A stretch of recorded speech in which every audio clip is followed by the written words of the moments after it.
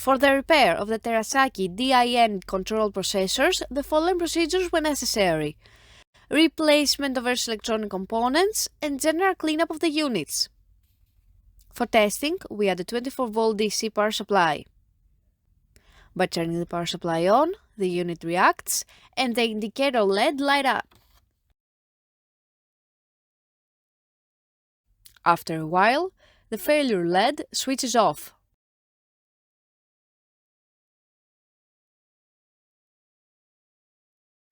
No further testing is possible due to lack of additional units.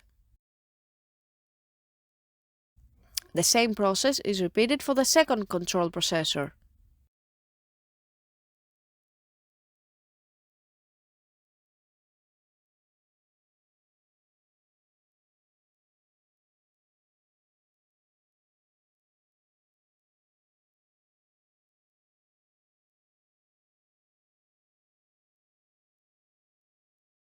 It is now clear that both processors are working successfully and are ready to be delivered to the customer.